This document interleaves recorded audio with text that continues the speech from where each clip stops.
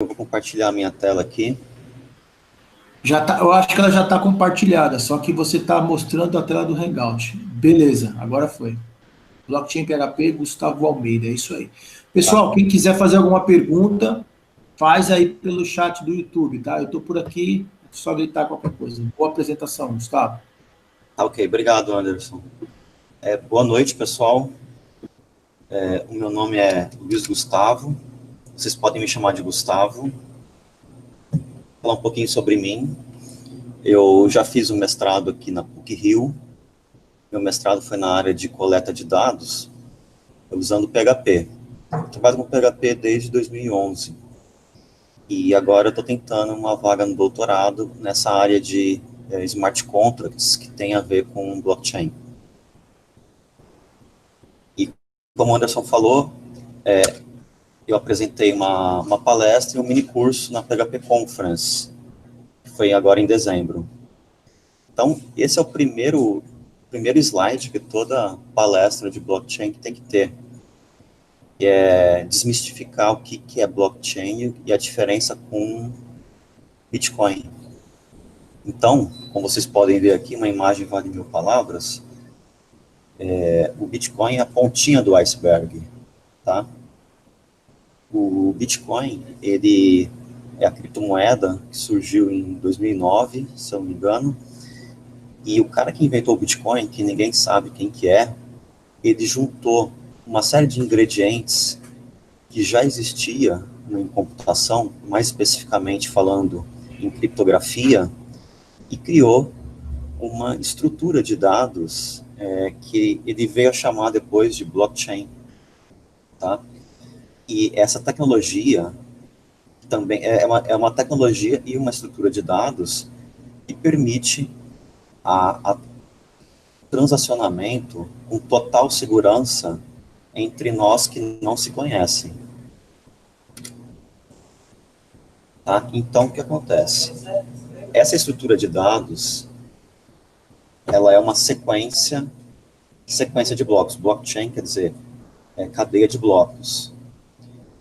E ela tem uma característica principal, que é a vinculação de um conteúdo com um hash anterior, um hash do bloco anterior. Tá? E isso daqui é na verdade, vai ser um arquivo. Tá? Por exemplo, no nosso caso, nós vamos fazer uma criptomoeda em PHP. Então, essa estrutura de dados aqui tem que estar presente em todos os nós. Os nós são pessoas, por exemplo, que adotam um programa, no caso, a gente chama de protocolo, tá? Por exemplo, o Bitcoin é conhecido como protocolo Bitcoin, que é o programa do Bitcoin, o programa que manipula as informações dessa estrutura de dados. E percebam que aqui, ó, o conteúdo, que é onde fica encapsulado as informações, eu posso ter qualquer tipo de informação aqui. Então, no caso do Bitcoin, é o quê? É um livro caixa, de transações. Então, aqui você vai ter nesse conteúdo, você vai ter várias transações. Mas você poderia ter imagens, por exemplo, de documentos de imóveis. Você pode ter outros tipos de transações que não as de moedas, né? Você pode ter transações de logística e até mesmo pequenos trechos de código aqui, que são os smart contracts. Tá? E essa revolução que está proporcionando o blockchain, por exemplo, eu coloquei aqui um case de sucesso que foi toda uma cadeia de soja, que não tem nada a ver com criptomoeda, né? Aqui estão falando de agronegócio, que vai desde o produtor até o supermercado, por exemplo. E tudo isso daí, nós temos aí uma blockchain, que ela pode ser pública ou privada. A blockchain pública um exemplo seria o Bitcoin. Qualquer um pode entrar. A gente parte do princípio que os nós não são confiáveis e a segurança é assegurada pela tecnologia. E a blockchain privada, ela já tem outras características, ela tem também esses arquivos em comum, só que os nós já são conhecidos, então você elimina uma parte do processamento, né? E ao mesmo tempo em que você aumenta a eficiência, você não precisa mais ter tanto processamento, assim, em função desse arquivo. Então, como seria, por exemplo, uma transação de Bitcoin? Para quem não conhece ou não vai conhecer agora o que é uma criptomoeda, um Bitcoin, você começa com uma transação entre duas pessoas que não se conhecem, por exemplo, a Alice e o Bob. Então, a Alice quer mandar um dinheiro pro Ben, né? Tá bem, mas seria o Bob. São as nomenclaturas de criptografia. Então, é criada uma transação. Essa transação, ela vai ser capturada pelos mineradores do Bitcoin, que vão entrar agora numa competição para tentar resolver um desafio. Esse desafio, no caso do Bitcoin, é encontrar um nonce, um número que vai ser uma espécie, vamos dizer assim, de dígito verificador desse bloco. Ele vai resolver um desafio, esse desafio, para isso, é gasto energia elétrica, tá? Então, essa conta geralmente é bem alta, porque o processamento é bem complexo. E uma vez que esse minerador encontrou esse nonce, ele tranca esse bloco. Quando ele tranca o bloco, esse bloco fica inviolável, você não consegue alterar ele. Tá? E isso daí, a blockchain registra esse valor para o banco. Então, essa é uma segunda principal característica da blockchain, que é uma arquitetura distribuída. Eu tenho aqui, por exemplo, um livro caixa em cada carinha aqui que está com o seu computador ligado na rede e está participando dessa blockchain. E esse arquivo tem que ser exatamente o mesmo. Tá?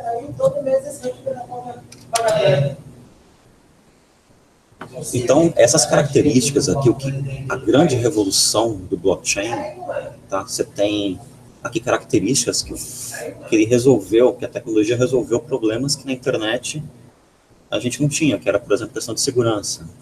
Então, eu tenho total segurança e garantia, e dois nós que não se conhecem, vão transacionar os valores com total segurança, tá? Então, essas são as características aqui que a blockchain incorpora, que é imutabilidade, ou seja, eu não consigo alterar esse registro. Esse registro é a prova de fraude. Consistência, não repúdio, segurança, interoperabilidade, quer dizer, como eu não tenho mais um único ponto central, eu tenho essa mesma consulta, vamos dizer assim, espalhada pelo mundo inteiro, digamos assim, é um sistema que nunca cai. Tá? Eu tenho internet, eu vou acessar, se eu não acesso o livro caixa aqui, eu acesso em outro ponto. Então, ele está sempre disponível. Pessoal, eu tô com a tela inteira aqui, e eu não estou vendo se estão escrevendo dúvidas, assim, as dúvidas são depois, né? Ô, Gustavo, fica tranquilo, chegando aqui eu te aciono. Beleza. Então, pessoal, a função hash é o principal, seria assim, na minha opinião, a principal função que caracteriza, que propicia as características que a blockchain precisa. Todo mundo aqui acho que deve conhecer a função hash, né? É uma função matemática que, para qualquer tamanho de conteúdo de string, qualquer tamanho, pode ser um pontinho, um ponto e vírgula, até todo o texto de uma Bíblia. Ele vai te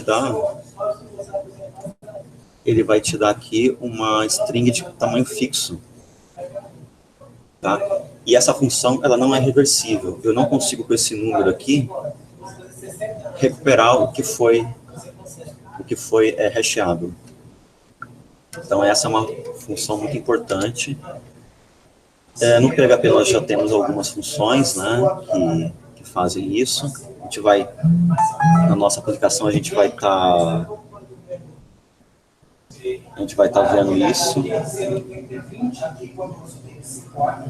E aí que eu vou passar aqui. Um outro ponto, outro ingrediente também é a questão da criptografia.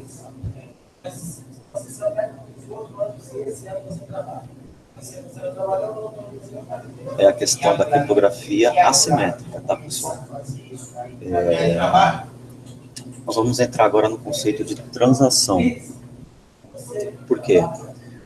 A transação, a assinatura, perdão, ela vai garantir o não repúdio. Tá? O não repúdio é assim, se a Alice fez uma transação com o Bob, ela não pode dizer que ela não fez. Por quê? Porque foi usado em algum momento a chave privada da Alice. Então, como que funciona uma criptografia simétrica? Você vai ter um número aqui, um número aleatório. O programa, o PHP faz isso, a gente, ele vai fazer isso usando curvas elípticas. Dado o número aleatório, vai passar no programa de curvas elípticas e vai gerar uma chave privada. Essa chave privada você tem que guardar, tá? E depois você gera a chave pública, que é a que você passa para os seus participantes. Ela é pública, ela pode ser exposta. Esse endereço aqui, ó, você cria uma chave pública e privada para Bitcoin. Tem um outro passo aqui, ainda para o caso do Bitcoin, que é a criação do endereço, tá? Isso daqui não é uma chave pública, é um endereço. Que, a partir desse texto aqui, da chave pública, por exemplo, aqui é a chave privada, que é a chave pública parecida com isso daqui, você gera o endereço Bitcoin. Então, um você compartilha, que é o público, e o outro você guarda para você, que é o secreto, tá?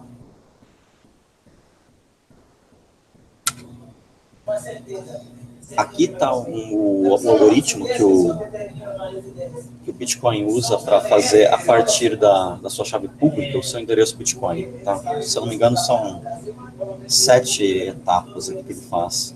No nosso caso, nós vamos fazer aqui simplesmente um hash, tá? Na nossa aplicação, a gente vai ter a chave pública e vamos simplesmente dar um hash na chave pública para ter uma espécie de endereço nosso, da nossa própria criptomoeda. Então, assinatura digital. A assinatura digital, ela é um processo que, dentro desse contexto de criptografia, você vai pegar, por exemplo, eu quero mandar um documento de A para B. Tá? Isso aqui é o mesmo princípio do eCPF e CNPJ, que tem a assinatura digital. Você pega esse texto aqui e você usa a sua chave privada, aquela que é a sua particular, que você guarda lá no cofre. Você usa para o quê? Para gerar um texto aleatório, um texto qualquer, por aqueles programas de criptografia. E aí você manda a mensagem em texto claro, mais a assinatura, que é o texto. Tá? No caso do eCPF, ele também manda um hash também disso daqui. E quando o B recebe essa mensagem em texto claro, mais a assinatura, ele consegue, com a chave pública que você enviou junto, ele consegue ter a certeza que essa carta foi assinada por A. E o que causa confusão é justamente a cifra digital. A cifra digital é um processo em que eu pego a chave pública de B, tá? E eu vou cifrar a mensagem, eu vou embaralhar a mensagem. E aí eu mando pela rede. Quando essa mensagem cifrada chega na outra ponta, B pega a chave privada dele e decifra para a mensagem original. Então, essa é a diferença entre cifra e assinatura. Isso daqui vai entrar no caso do Bitcoin e também no caso de blockchain, para você fazer esse critério de segurança, né, que você vai ter um lote de transações, onde você vai ter a função de assinatura e de verificação. Então, por isso que quando você vai fazer uma transação de Bitcoin, você pega a chave pública de quem você vai transferir o dinheiro e usa a sua chave privada para imputar essa transação na rede. Tranquilo? Então, esse é um capítulo aí também importante do blockchain. Tá? Aqui é só para ilustrar que são os top 100 endereços mais ricos de Bitcoin. Por quê? O livro caixa, tá, que é um apelido para blockchain, livro caixa distribuído, essas informações são públicas. Quando as pessoas falam que Bitcoin é anônimo até certo ponto. Por quê? Todos os endereços de chave pública, eles estão aqui disponíveis, por exemplo. Então, esse endereço aqui, que é o cara mais rico de Bitcoin, ele tem 168 mil Bitcoins. Tá? E você pode pensar assim, pô, mas se eu pegar a chave pública dele e conseguir descobrir a chave privada, eu vou roubar todos os Bitcoins. Sim, isso é verdade. Porém, as probabilidades de colisão de hash é da ordem assim de... Eu esqueci o número, acho que é quindecilhão. O número do quindecilhão é assim, você pega o número de átomos do planeta Terra e multiplica por um número, assim, essa é a probabilidade de você conseguir encontrar a chave pública, a chave privada deste cara aqui, e aí você pegar esses bitcoins, tá? Então, assim, o livro caixa, ele deixa exposto. Só que você não sabe quem que é o dono dessa chave pública, tá? Então, aqui são alguns exemplos de funções que nós vamos usar no curso, né, para gerar chave pública e privada. Vamos usar o OpenSSL, tá, para assinar e para verificar a transação. Isso daqui você pode usar também, não só para Bitcoin, você pode usar para documentos, tá? Quem quiser esclarecer também dúvidas sobre a assinatura digital, que é uma coisa que é fora de blockchain, mas tem a ver com blockchain, tá? E agora também tem a Sodium, tá? O PHP ele inovou, porque ele foi a primeira linguagem de programação a implementar essa libsodium, que é a biblioteca mais moderna para criptografia. A libsodium, ela realmente tem trouxe muita inovação aí para a questão de criptografia, e o PHP foi a primeira a implementar. Então, como que a gente poderia pensar, né, no caso, a gente vai criar uma criptomoeda? Como que seriam as primeiras ideias que a gente deveria ter, né? Então, seria o quê? Um registro, né? Um caderninho com anotações de quem para quem, transações do tipo depara, tá? Então, é assim que a gente começa a montar uma criptomoeda. Então, você vai ter duas transações aqui, tem nomes específicos, que é a transação Gênesis. Sempre que você vai criar uma criptomoeda, você vai ter a transação Gênesis, que vai imputar o valor total de quantidade de criptomoeda.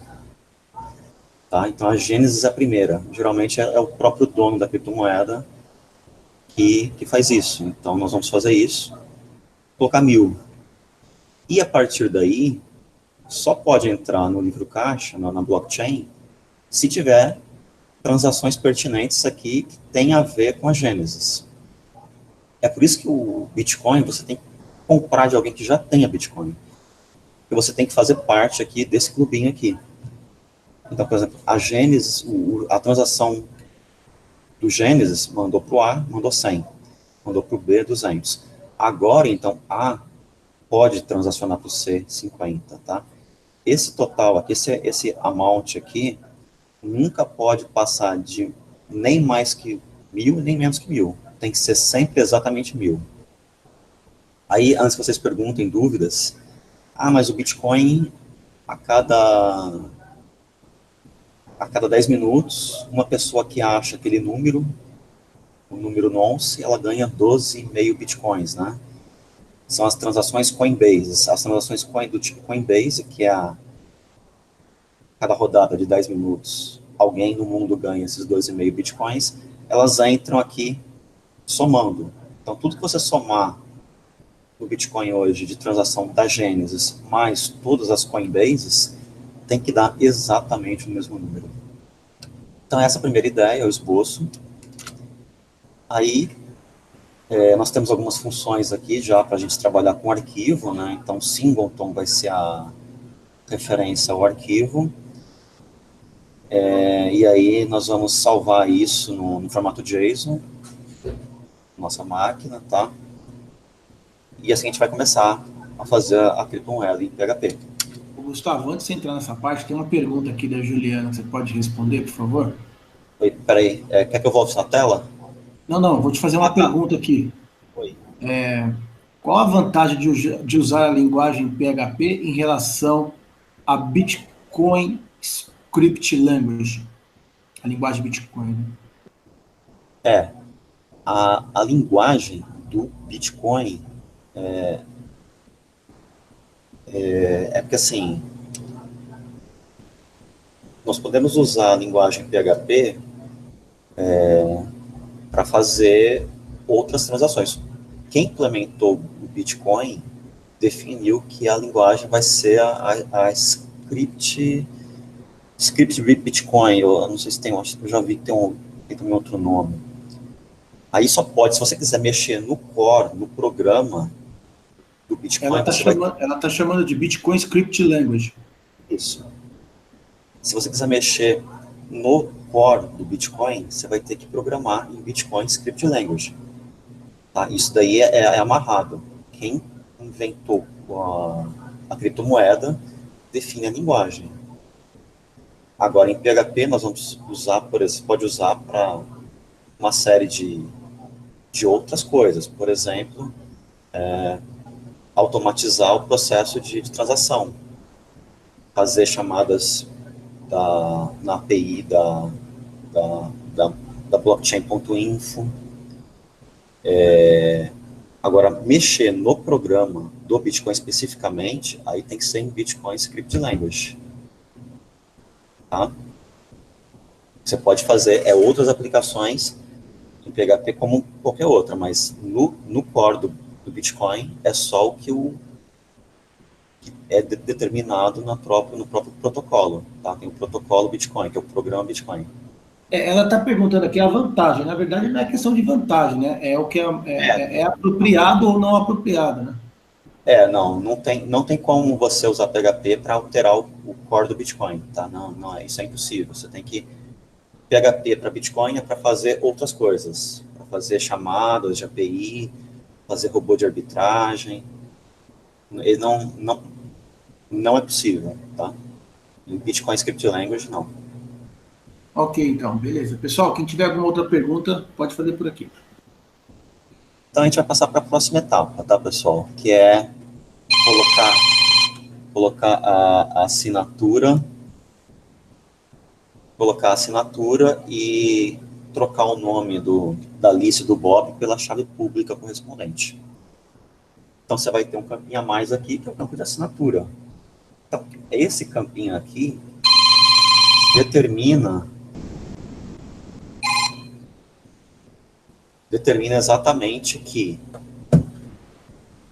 essa pessoa aqui mandou 100 para essa pessoa aqui. Tá? Quando ela vai fazer a transação, ela pega a chave privada dela, assina e manda para a rede.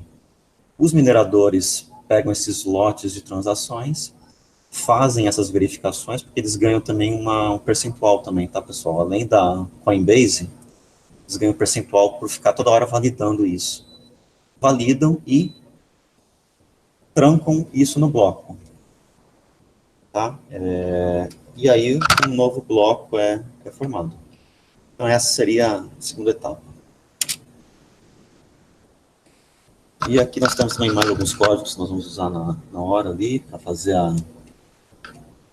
as verificações, né, de transações e, né, e tudo mais.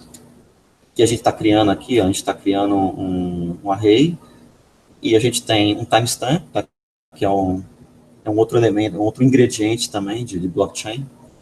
Timestamp, quem não conhece, é um número que diz uma referência a um selo no tempo, em relação a 01 de 1970.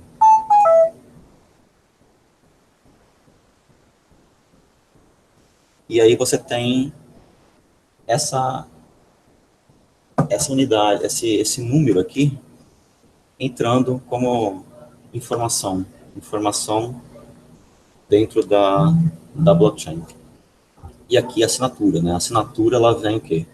Ela vem de uma função sign, da OpenSSL que nós estamos usando, onde você usa uma chave privada e assina um texto, tá? Esse texto aqui é uma transação.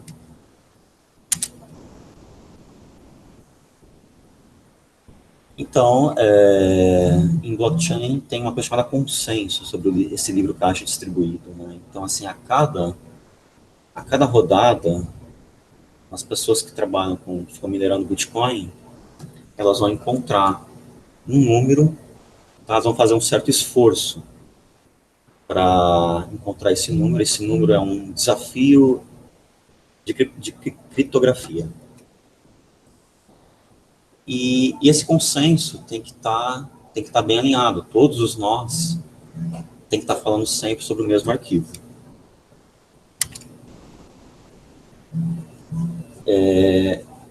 Aí entra a questão do mecanismo de consenso, né? Então, como é que nós vamos fazer? Como é que se faz hoje para trabalhar com a questão do consenso?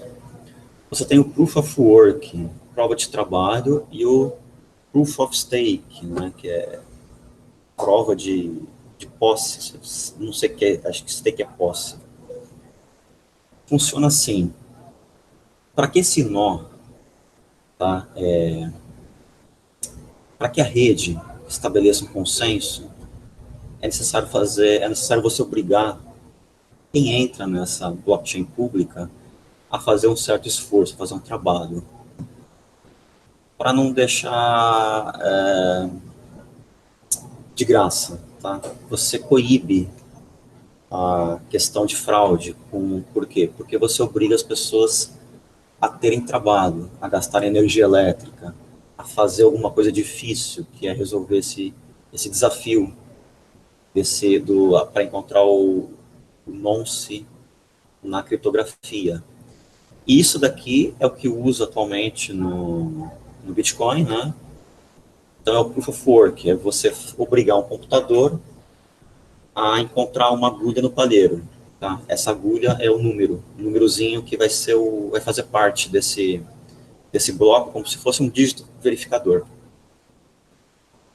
E agora a gente tem o Proof of Stake, porque quando foi criado isso daqui no Bitcoin, quando a mineração veio junto com o Bitcoin, não se previa que fosse gastar tanta energia elétrica, e isso hoje é um problema. Gasta-se energia elétrica hoje para mineração de Bitcoin igual a um país que acho que é a Escócia. Tá? Então, os desenvolvedores de core de blockchain estão sempre pesquisando novas alternativas. O Proof of Work, então, seria para você forçar o teu computador a trabalhar. O Proof of Stake é você dar credibilidade para um nó de acordo com o que ele tem de posse. Entendeu? Então, por exemplo, se eu tenho 1000 bitcoins na rede Bitcoin, eu sou um cara confiável, então o meu voto que eu fizer dentro da rede vai ter um certo peso, um certo critério. Então, essas são as duas questões de consenso da blockchain. Atualmente é mais essa daqui, tá, pessoal? Essa daqui está começando a entrar em vigor. E aqui fala um pouquinho também da questão da mineração, né? Porque quando você obriga as pessoas a a trabalhar, você coíbe um pouco a questão de invasão, de segurança. Só que tem a questão do ataque dos 51%. Se eu dominar 51% do número de nós, eu consigo manipular melhor esses arquivos, vamos dizer assim. Eu começo a fraudar as transações. Começo a colocar, por exemplo, vou lá e começo a alterar para minha chave pública, colocar mais Bitcoin para mim. Beleza. Isso, em tese, é até relativamente possível. Porém, o custo, isso que é interessante, o custo que eu vou ter para ter esse ataque minimamente viável não compensa, porque eu poderia usar esse mesmo investimento trabalhando honestamente e iria ganhar muito mais que isso. Isso é uma coisa muito legal no Bitcoin, não compensa você ser desonesto. Tá? Então, aqui tem um pouquinho mais de explicação, uma explicação melhor sobre mineração. Tá? Então, os mineradores vão ficar capturando esses lotes de transações e encontrando aqui o nonce, tá? Esse nonce vai entrar aqui no cabeçado. Tá? Uma vez que essa etapa gera mais ou menos, dura mais ou menos 10 minutos, eu encontrei o nonce. Então eu informo isso à rede, e a rede me deposita a minha Coinbase, os meus 12 mil bitcoins. Tá? Então aqui, dando um zoom, essas transações elas são armazenadas numa estrutura de dados chamada Merkle Tree, tá, pessoal? Então eu vou ter timestamp do bloco, eu vou ter o hash do bloco anterior, o nonce e informações de versão. Tá? E aqui está o Proof of Work, ou seja, eu vou ter que... O Proof of Work consiste de eu pegar esses dados aqui, juntar com um número que eu vou sorteando, até que esse número seja menor que um desafio. No caso do Bitcoin, o desafio é encontrar um hash que os primeiros, acho que 16 dígitos, sejam o número zero. Então aqui são códigos em PHP que nós vamos usar para fazer. Então vai ter o bloco da mineração, de encontrar o nonce. Percebam que aqui ele começa com zero.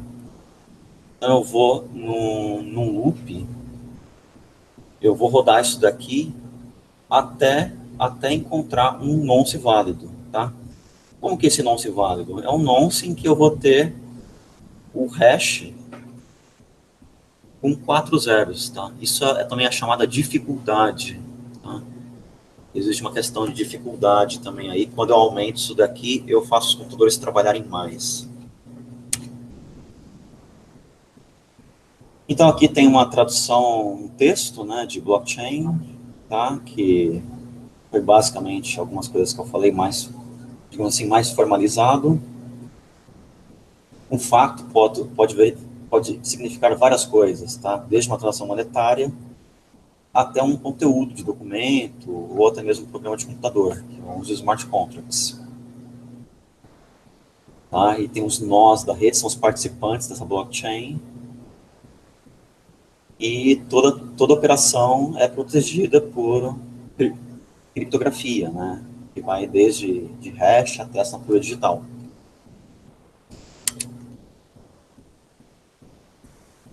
Tá? Então, é isso daqui. Um smart contract seria eu colocar códigos dentro desse conteúdo. Tá? E aqui a correntinha que ela está amarrando. Então, o que acontece? Por que blockchain, depois que eu tranco o bloco, ele fica inviolável? Se eu alterar qualquer que seja um ponto e vírgula aqui dentro do conteúdo, eu altero o hash. Eu alterei o hash, eu quebro com o hash anterior, eu invalido a blockchain. Essa é a magia da blockchain. Então, tem também aqui uma slide sobre evolução de blockchain, né? Tá, então, primeiro começa com o Bitcoin em 2008, com as primeiras técnicas de mineração e etc. Depois entram os smart contracts aqui, que foi basicamente a criptomoeda chamada Ethereum que implementou. Tá? E aqui vem a 3.0, que seria sabe aquele slide lá do agronegócio? Seria isso daqui, seria 3.0, que é quando você começa a jogar em toda, por exemplo, uma cadeia, todo mundo você faz usar uma blockchain privada e aí você otimiza cursos, economia, etc. Agiliza muito mais os procedimentos. Então, essa é a evolução. Isso daqui o que seria os componentes dessa blockchain? Então, já falamos sobre criptografia, tá? Chave pública e privada, isso é essencial. Sistemas de comunicação peer-to-peer, que é os nós trocando esses arquivos, tá? Chegando ao consenso sobre ao mesmo arquivo. E o terceiro, que é o programa em si. A gente vai usar o nosso protocolo, nossa criptomoeda, vai ser um programa em PHP. O Bitcoin usa um programa dele, né, que é o Bitcoin Script Language, foi a dúvida que me foi colocada. A terceira é o programa em si. O programa, tá, blockchain, ela é independente de linguagem de programação. Você pode programar em qualquer linguagem de programação, desde que você use esses recursos aqui. Tá? Aqui a gente está terminando, basicamente, a blockchain. A gente vai exibir aqui os bloquinhos um do lado do outro, né? Tá? E aqui também um trecho da nossa aplicação, tá? Que é quando você envia umas transações para a rede. Então, se tiver um post vindo no nosso PHP, nós vamos fazer aqui uma manipulação desse post. Ele pode ter uma única transação ou um conjunto de transações. Beleza, a gente vai traduzir isso numa rede de transações válidas, tá? E aí nós vamos adicionar aqui em algum momento, a gente vai passar aqui. A gente vai recuperar esse arquivo e adicionar essas transações válidas na blockchain. Fazendo assim, bem escala reduzida, tá, pessoal? Mas, teoricamente, funciona. Não deixa de não ser realmente uma aplicação. É uma aplicação mínima, mas é uma blockchain. Aqui nós temos um pouquinho sobre as blockchains públicas e privadas, né? Então, a pública é aquela que qualquer um pode entrar e começar a fazer os processos de mineração, etc. E nós temos aqui as privadas, né? Que é por exemplo, Hyperledger, que é a que está se destacando, que é uma espécie de conglomerado aí da IBM com a Linux, que estão querendo criar como se fosse assim uma blockchain, um protocolo próprio, né, de blockchain privada. Tá? Então, por exemplo, tem aqui algumas diferenças, né? Então, por exemplo, na blockchain privada, você tem um grupinho pré-selecionado de pessoas que vão entrar. Na pública, é qualquer um. Tá? E aí, mais algumas características, mas todos se baseiam nos mesmos princípios. Aqui eu falo um pouquinho sobre a Merkle Tree, que geralmente as pessoas perguntam, né? Então, naquele campo da blockchain, a estrutura de dados, mas isso é específico para o Bitcoin, tá? O Bitcoin usa a Merkle Tree. Então, você vai ter aqui um lote de transações, que foi aquele da vez, dos 10 minutos. E para otimizar isso, você usa essa árvore do tipo Merkle Tree, que ela tem aqui, ó, ela roda em log-n. Log-n é ultra rápido. Então, eu posso ter um monte de transação aqui, e isso daqui vira um foguete, porque log-n é muito rápido. E aí, se eu quiser saber se uma transação existe naquele dado bloco, eu uso simplesmente os hashes de transações, eu não uso a transação. Então, assim, eu sei que uma coisa está lá sem mencionar a própria coisa. Tá? Então, aqui que é explicando como que um pouquinho mais sobre o Method Tree. E aqui eu faço um comparativo com o bloco efetivo da própria rede Bitcoin. Então, tem aqui algumas informações, tem o nonce, tem a altura. A altura é a sequência, tá? A gente vai ter também a nossa própria altura lá, que tipo assim, seria o número de blocos que tem. Bloco anterior, aqui é o timestamp, tá? É a hora, a dificuldade, né, que a gente falou. E número de transações. Esse bloco aqui tem 3.313 transações dentro dele. Aqui, coloquei esse slide também, porque geralmente alguém pode ter dúvidas. Mas quando é que eu uso o blockchain? Por que eu não uso um banco de dados do tipo distribuído, né? Basicamente porque aqui você vai ter uma empresa tomando conta desse banco de dados distribuído, tá? Se essa empresa fechar, se essa empresa não estiver disponível, você não acessa o banco de dados. Blockchain, você tem o mundo inteiro acessando, está sempre disponível. Tá? Tem outras informações também aqui, mas basicamente é isso, é interoperabilidade. Aqui também eu preparei um slide sobre, por exemplo, assim, mas vi que muitas pessoas tiveram dúvidas, mas quando é que eu vou usar blockchain? Como é que está isso? Qual linguagem de programação? Qual pacote de PHP, de Laravel que eu uso? Então, se você conseguir responder essas perguntas aqui, antes de mais nada, quando que eu devo usar blockchain, né? E quais são as dificuldades que eu vou enfrentar? Né? Então, assim, o problema... Então, tem 3 itens aqui. O problema que eu quero resolver envolve múltiplos agentes que devem compartilhar decisões e informações. E é por exemplo, aquele caso do agronegócio, né? A soja sai de um canto, está sempre trabalhando a mesma informação, isso vai transitando, passa para o navio, isso chega no supermercado, chega na gôndola do supermercado ali. Então, esse seria um ótimo case de se usar blockchain. Tá? E qualquer que seja a etapa dessa cadeia da soja, você vai ter os mesmos caras acessando, digamos assim, o mesmo livro caixa. Isso tudo vai estar sempre num livro caixa. Tá? E aqui o segundo desafio, né, que é pagar o preço de ser inovador. Por quê? A ausência de documentação. É uma tecnologia muito nova, não tem documentação, não tem nada ainda, tem muita coisa ainda que nem está disponível, né? Eu falei do Hyperledger, que é uma grande promessa aí da IBM. Teve também uma dúvida sobre o Amazon, né? Que também está implementando isso daí. Basicamente são grandes empresas que estão querendo pegar essa fatia e ser o primeiro, digamos assim, a criar uma tecnologia que as grandes empresas vão adotar.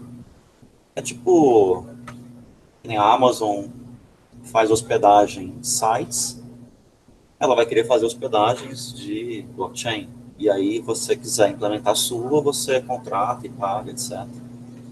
Mas tem realmente muita ausência de suporte, tá? Falta de profissionais, mas é a tecnologia que está vindo aí para tomar conta, tá? Realmente ela é inovadora. Aqui há mais algumas funções, né? Por exemplo, assim, Gustavo, Oi? eu não sei se dá tempo, eu também não sei nem se está na sua intenção de conteúdo para ser abordado. Tem uma pessoa aqui, o André Rodrigues, perguntando se é possível falar um pouco sobre a interação peer-to-peer entre nós Tá. em uma blockchain. Vê se isso está contemplado na sua programação, vê se você consegue. Eu posso falar um pouquinho. E outro é blockchain para cadastro de pessoas em eventos corporativos. Você acha que é uma boa ideia? Então, responder por essa última pergunta. A última é do Marcelo Munhoz. Essa daqui, esse é o slide que, se você tiver dúvida, eu devo usar blockchain para fazer cadastro corporativo? Quem pode dizer sim ou não é o dono da empresa que vai ter que responder isso daqui, são esses desafios. Se for uma aplicação pequena, não sei, eu acho que é difícil implementar uma blockchain, mas ele pode usar outros recursos, né, tipo assim, sei lá, fazer o pagamento em Bitcoin, é outra coisa, mas implementar a blockchain, né? O melhor exemplo de que responde tudo isso daqui com sim, vamos supor que existisse blockchain, tivesse inventado blockchain, mas não tivesse inventado uma criptomoeda. Aí você teve a ideia de fazer uma criptomoeda, um Bitcoin. Bitcoin seria um ótimo caso de você fazer, por exemplo, um banco que não tem dono e funciona. E as transações são extremamente vazas e seguras. Isso é um desafio. O outro, como foi a dúvida do peer-to-peer? Ele está perguntando se você pode. Ele gostaria de entender um pouco mais sobre a interação peer-to-peer entre nós. Eu não sei se a proposta da palestra contempla isso, né? Se der para falar, beleza. Vou a falar... interação peer-to-peer entre nós. Isso. A interação entre uma blockchain privada e público. Então, eu vou falar sobre peer-to-peer em blockchain. Tudo bem, todo mundo entendeu que a gente está falando sempre sobre o mesmo arquivo. No caso do Bitcoin, vamos supor que aquele cara da próxima etapa achou o nonce e vai trancar o bloco dele. Todo mundo concorda aqui que o arquivo desse cara que achou uma transação, o nonce válido, ele vai ter um bloquinho a mais, não vai ter? Que é o bloco trancado, é a blockchain anterior mais o bloco trancado dele. É a blockchain mais um. Quando ele passa isso para a rede tem um consenso de adotar sempre o maior arquivo entre dois. Porque eu entendo que se está vindo um bloco maior do que eu tenho, é um bloco da vez. Então eu vou...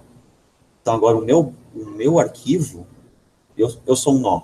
Então o meu arquivo vai ser esse nó maior que eu acabei de trocar com fulano. E isso vai se espalhando, tá? Tem um protocolo chamado Gossip, que é fofoca em inglês. A cada...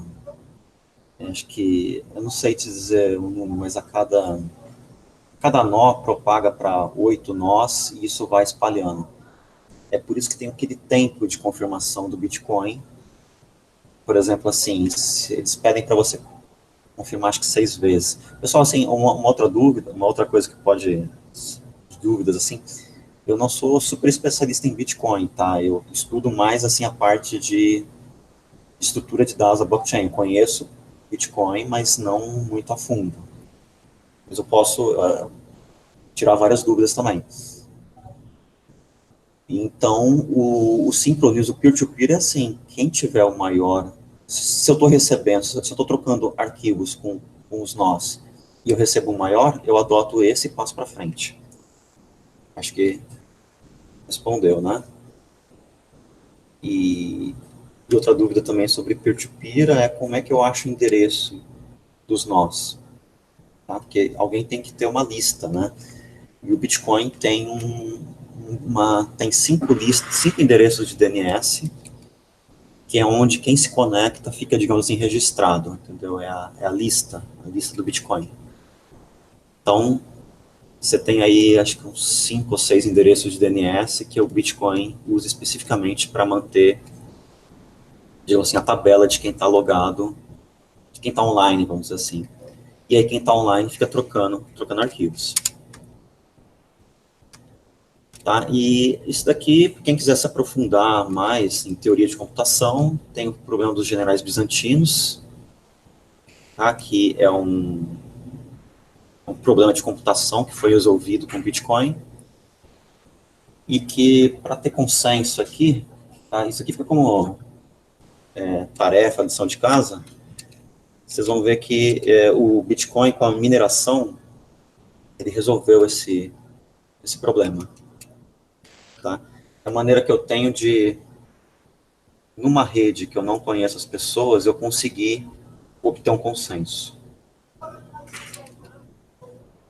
Tá? Aqui sobre forks, né? Fork, o que é? Quando a rede se divide, tá? Então, por exemplo, eu tenho o mesmo programa de... Vamos falar sobre o hard fork do Ethereum, que foi uma falha de segurança. A questão de segurança, quem tiver dúvidas também sobre smart contracts, pessoal, 45% dos smart contracts têm falha de segurança, tá? Então é por isso que Bitcoin hoje não implementa smart contract, porque tem muita falha de segurança. Então o Ethereum, por exemplo, teve uma falha de segurança e que um hacker começou a drenar os Ethereums da rede. Nesse momento, você pega e divide, você cria um outro programa e divide, você vai fazer um hard fork. Só que tem gente que não concorda e tem gente que quer, obviamente, usar esse novo protocolo, e aí você gera esse fork. Tá? Então aqui, tem um momento aqui em que tem gente que vai usar o Ethereum e o Ethereum Classic. Então sempre que você tiver algum tipo de problema, pode ocorrer o hard fork, que foi também o que aconteceu com o Bitcoin. Mas isso com o tempo tende a depois a voltar. Por exemplo, a gente não sabe se vai ter mais hard forks ou menos hard forks. Isso tem a ver com a questão do programa, do protocolo da blockchain.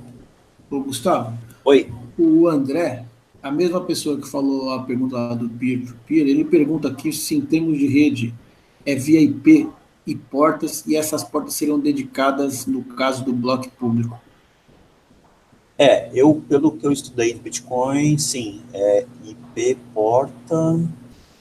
Quando você instala aquele programinha de Bitcoin, ele seleciona uma porta, tá?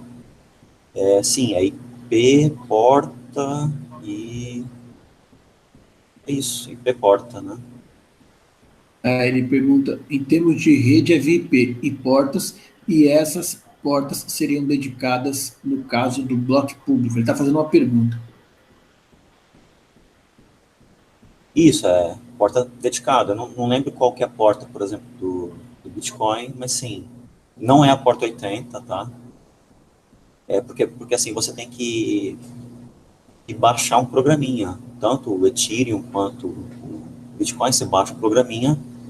Esse programinha é um nó, você agora é um nó, e você começa a fazer mineração. Você começa a trabalhar em cima das transações e se comunicando lá via aquela lista, no caso do Bitcoin, esse nó vai ter que se conectar com esse DNS, e a partir daí ele fica trocando arquivos.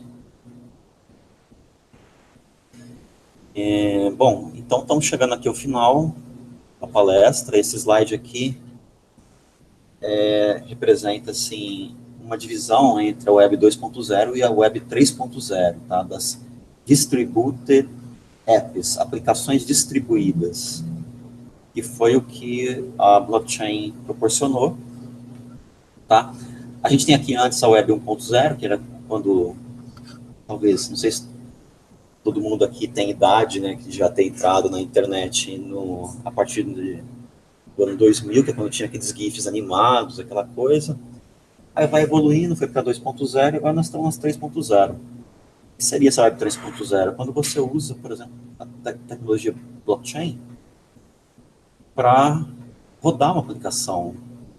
Tem o equivalente dela, a 2.0. Então, por exemplo, você tem o Facebook aqui. Facebook, você curte as fotos, adiciona amigos, etc. Tudo que você faz no Facebook aqui, na Steemit, é uma rede social que você compra uma criptomoeda e a monetização dos seus likes e dos seus adicionar amigos, etc., tudo vira criptomoeda, entendeu? Então tem gente que já está vivendo em função disso.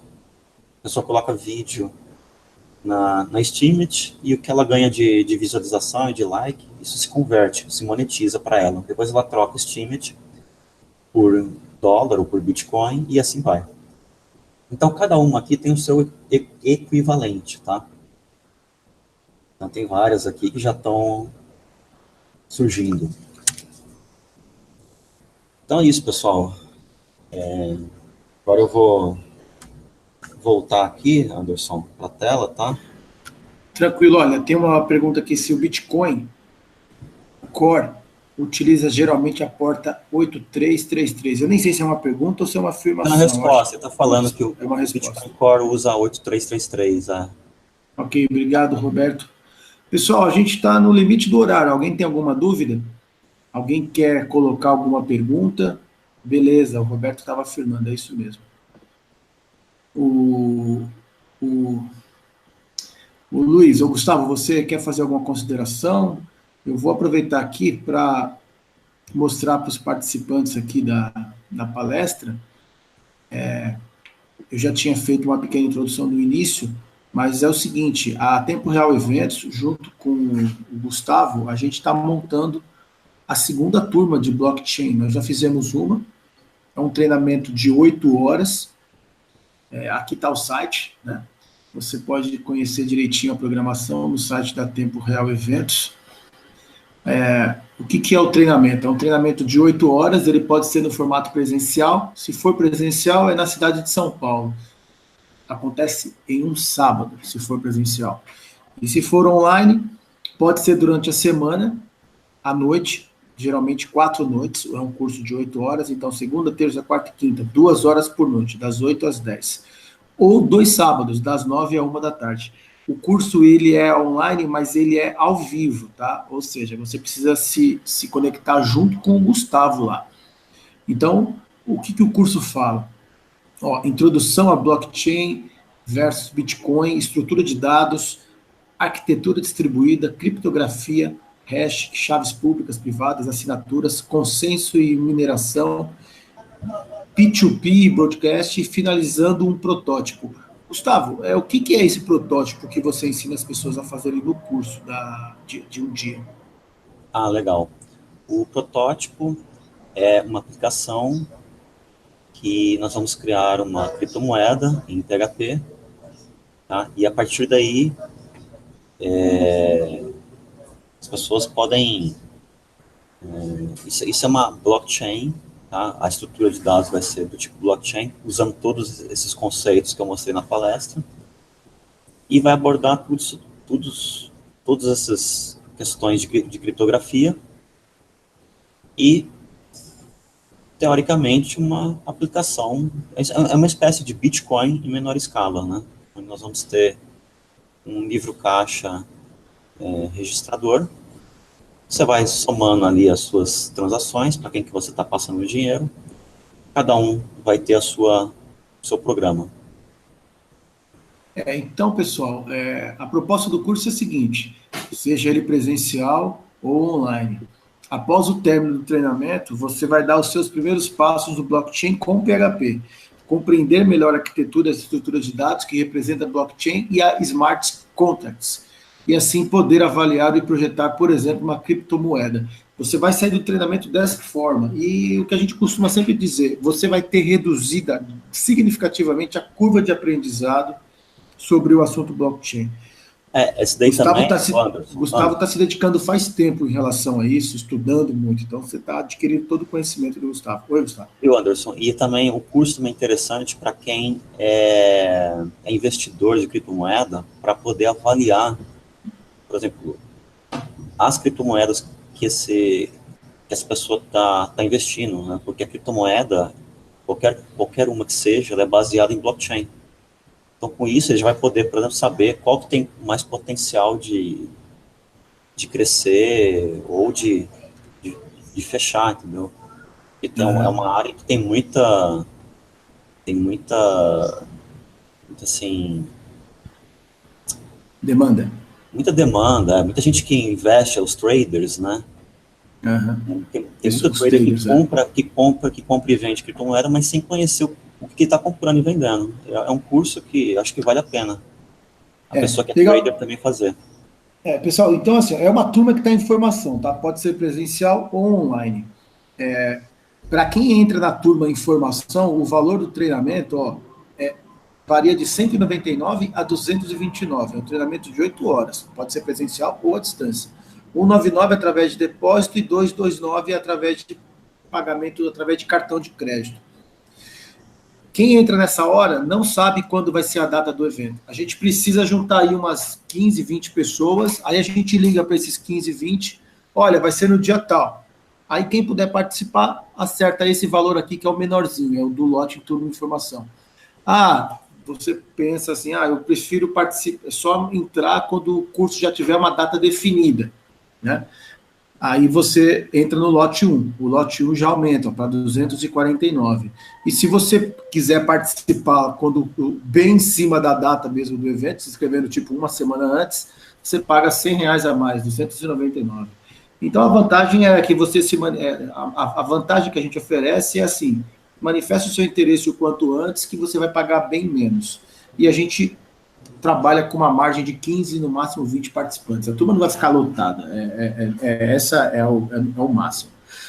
Eu coloquei aqui no chat do YouTube o link das duas modalidades. Você precisa entrar no site e manifestar o seu interesse lá.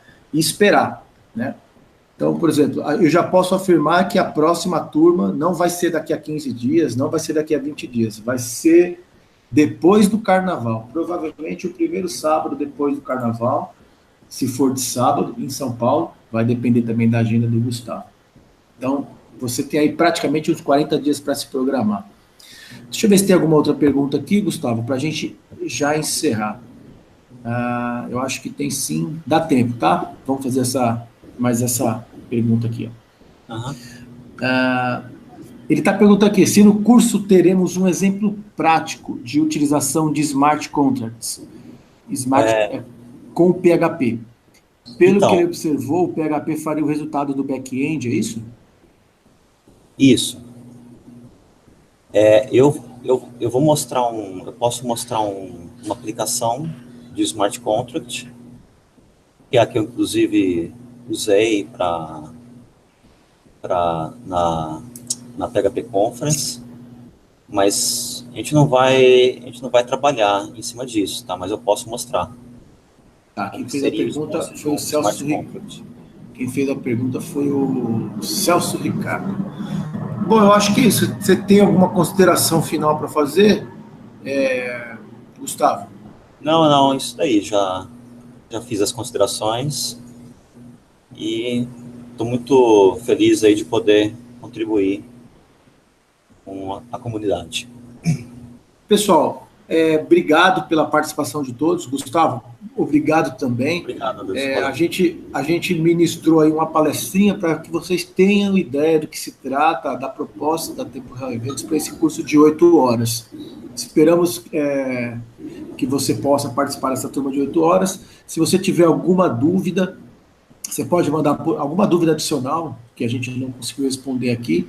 Manda um e-mail para Tempo Real Eventos, pelos canais de comunicação que vocês já devem conhecer, que eu encaminho diretamente aqui para o Gustavo, tá bom? Gustavo, obrigado, tá, gente? Obrigado, boa noite.